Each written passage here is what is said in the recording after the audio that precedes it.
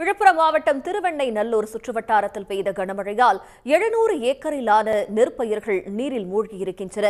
இதுபற்றி கூடுதல் தகவல்களை தருவதற்காக செய்தியாளர் ஹரிபிரசாத் இணைக்கிறார். ஹரிபிரசாத், களச்சூழல் என்ன?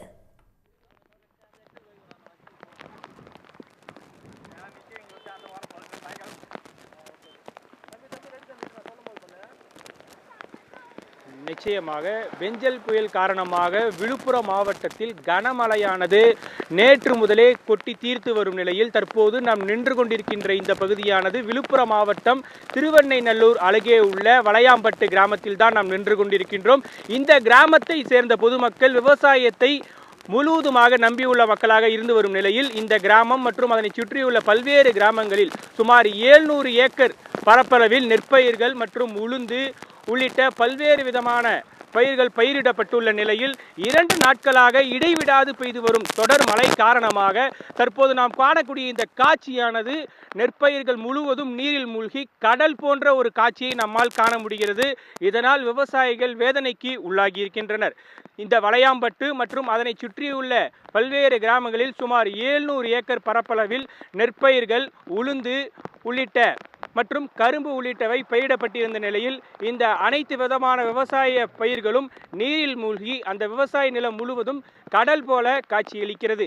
தொடர்ந்து விழுப்புரத்தில் இடைவிடாது பெய்து வரும் இந்த மழை காரணமாக நெற்பயிர்கள் தொடர்ந்து நீரில் மூழ்கும் நிலையே காண முடிகிறது.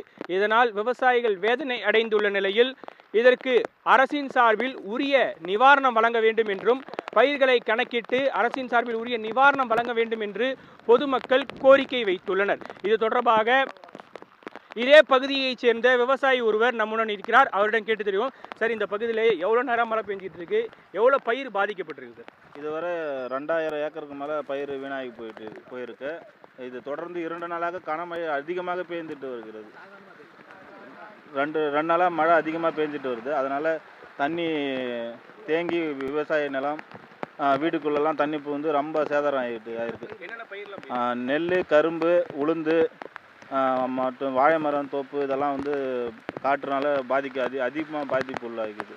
அரசுக்கு என்ன மாதிரியான கோரிக்கை? இது உடனடியாக இதை கணக்கெடுப்பு எடுத்து உடனடியாக நிவாரணம் கொடுக்குமாறு நாங்கள் கேட்டுக்கொள்கிறோம். தற்போது விவசாயி சொன்னதை நாம் கேட்டிருக்கோம். அதாவது நெற்பயிர்கள் முழுவதும் நீரில் மூழ்கி கடல் போல காட்சியளிப்பதை நம்மால் காண முடிகிறது.